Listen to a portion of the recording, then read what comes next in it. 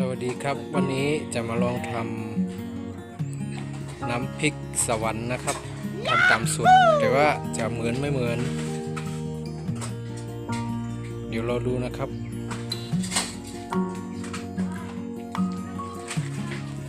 เครื่องปรุงก็มีพริกชี้ฟ้าแห้งกระเทียมเจียวแล้วก็มะขามเปียกปลาแห้งครับแต่ปลาแห้งนี่ทำด้วยตัวเองคือเป็นปลาได้มาจากแม่น้ำเป็นปลาลิ้นแห้งนะครับทำเองนะครับเดี๋ยวต้องเอาไปย่างให้แห้งแล้วก็ค่อยมาตำอีกทีครับอันนี้ก็กำลังย่างปลานะครับปลาแห้งต้องย่างจะได้หอมถ้าคั่วหรือทอดมันจะเข้มมันจะไหม้จะหวานหรือเสียรสชาติก็ถ้าทอดก็น้ำบะฮือน่ะ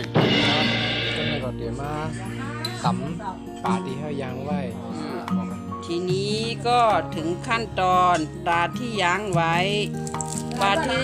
แล้วสุกแล้วค่ะสุกแล้วเราก็จะเอามาตำนะคะย่างให้กรอบแล้วก็จะเอามาตำค่ะจะเอามาตำน้ำพริกสวรรค์น้ำพริกเมืองผีเนี่ยโยคะน่ะเฮ็ดกินด้วยค่ะพี่น้องใต้เฮาทีนี้เราก็มาฉีกปลาใส่ครกแล้วก็จะตำค่ะวัตถุดิบที่จะใส่ก็เตรียมไว้เรียบร้อยแล้วค่ะเตรียมไว้เรียบร้อยแล้วเครื่องปรุงเครื่องอะไรก็เตรียมเรียบร้อยเราก็จะมาตำปลาให้ละเอียดยังไม่กรอบเลยว่ะชิ้นใหญ่อ่ะจะมาตำปลาให้ละเอียด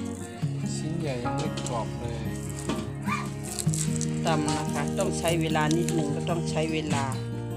เพราะว่ากับข้าวที่เราทำเองมันต้องอร่อยอยู่แล้วก็ยังดีกว่าเราไปซื้อกินค่ะแต่ต้องใช้เวลา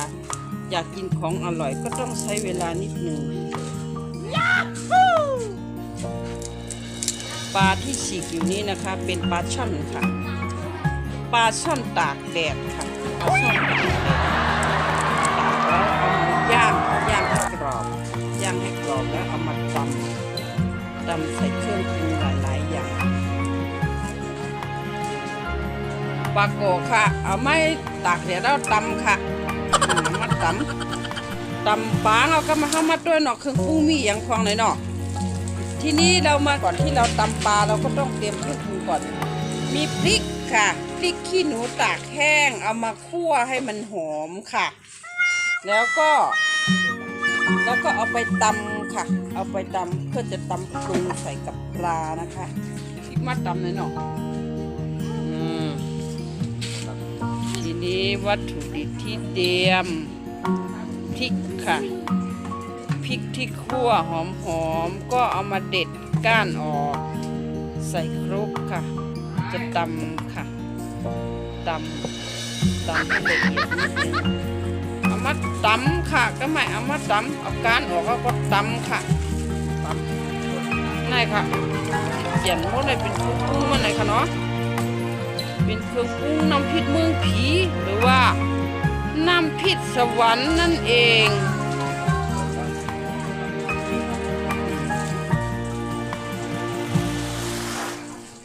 เครื่องปรุงก็มีอยู่ตามเนี่ยค่ะเครื่องปรุงนี่ค่ะมีกี้ก็มีเจ้านะคะเนี่ยที่หั่นเนี่ยค่ะมีกี้น้ำพริกตอนนี้ก็เอาหมกพริกใส่โคกก่อนเอาพริกใส่โคกก่อนเด็ดก้านออกใส่คั่วให้หอมๆแล้วก็เด็ดก้านแล้วก็ใส่ลงไปค่ะใส่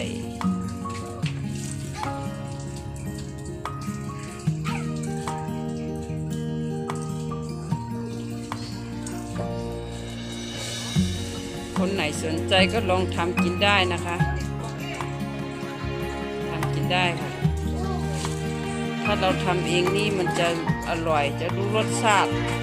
จะจืดหรือจะจางเราก็สามารถปรุงได้ค่ะเพราะเราทำเองกับมือ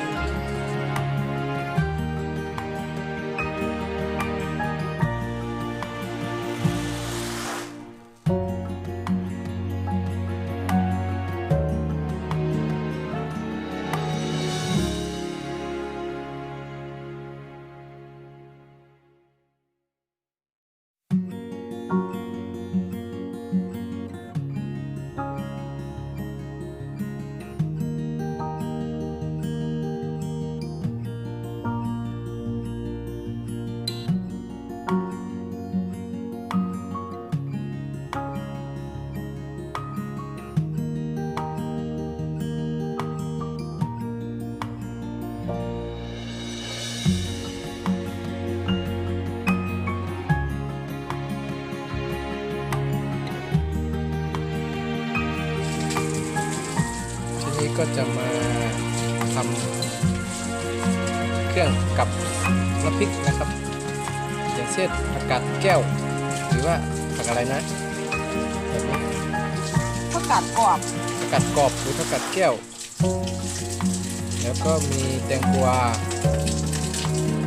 ต้นหอมกับผักชีนะครับจะมาเรียงให้สวยงามก็ผมไม่ค่อยถนัดนะครับ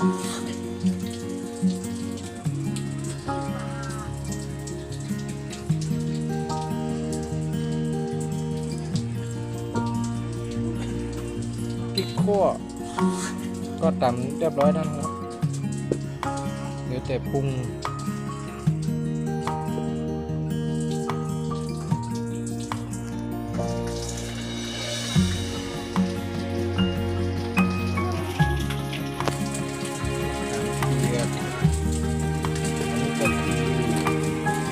ปลาแห้ง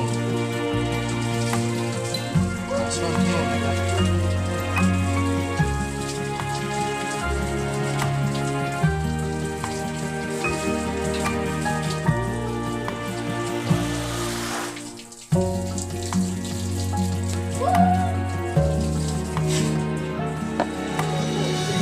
ส่วนผสมวัตถุดิบครบตามสูตรนะครับแต่ว่าจะอร่อยไม่อร่อยอันนี้ก็ยังไม่แน่นะครับเพราะว่าเพิ่งหัดทำเป็นครั้งแรกนะครับจะพยายามทำเรื่อยๆนะครับสุดของคนไทยนะครับ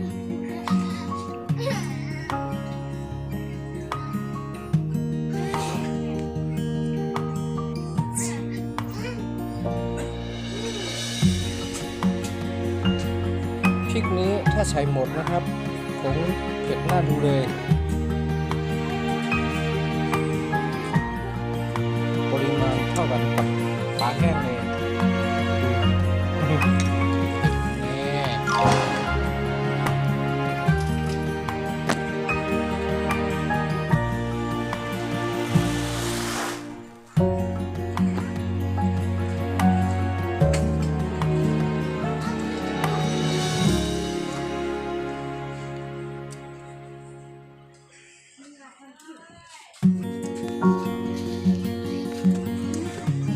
ตังโมยเอาน้ำมันใสค่ะ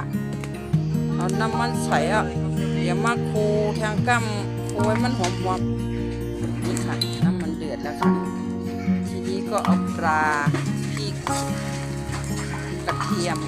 ผสมกันแล้วก็คั่วลงไปค่ะคั่วลงไปป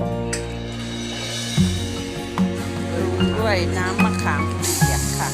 ด้วยน้ำมะขามเปียก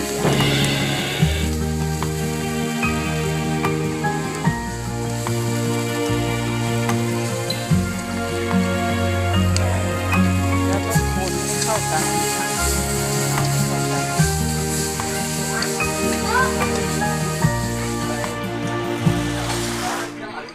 เติมลงไปอีกนิดนึงค่ะน้ำมะขามเปียกถ้ารสชาติไม่ได้เราก็ต้องเติมลงไปเรื่อยๆค่ะ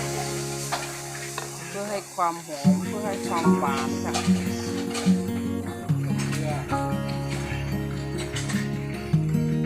นี่ก็เกลือลงไป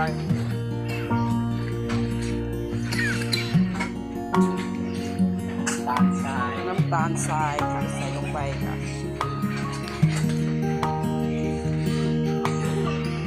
แล้วก็น้ำปลานิดๆค่ะน้ำปลา มันเริ่ม น้ำปลาก็เศรษฐกิจพอเพียงนะคะถ้าเงินทองก็หายากนิดๆค่ะ ก็เลยใช้แบบพอเพียง น้ำปลาก็เหลือแต่คนหิวค่ะใช้แบบพอเพียงไปก่อนเศรษฐกิจพอเพียงนะคะนี่ค่ะใกล้ๆค่ะนี่ค่ะเป็นน้ำพริกสวรรค์ค่ะน้ำพริกสวรรค์ปลาช่องนั้นเป็นอย่างแต่มันจะแตกต่างกันคือใส่น้ำมะขามเปียกค่ะแล้วก็ปรุงนิดนึงเพื่อให้ได้รสชาติความอร่อย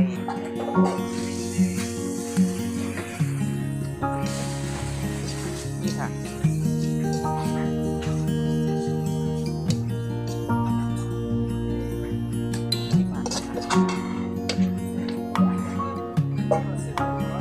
ที่นี่ก็เสร็จเรียบร้อยค่ะ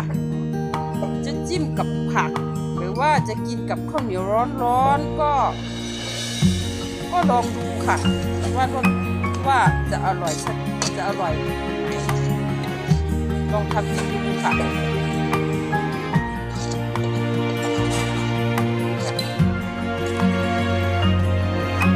ลงไปแล้วค่ะต้องให้กินด้วยค่ะนะคะน้ำพริกลูกผีเนี่ยค่ะเนาะนี่นะคะเนี่ยสู้กับค่ะเนี่ยเอากินกับข้าวเหนียวอุ่นๆกินกับข้าวเจ้าอุ่นๆแล้วก็หวานเลยค่ะปลูกไข่มังเหลือมากค่ะปรุงยาน้ำพริกนะดามันจะอยู่ได้ค่ะ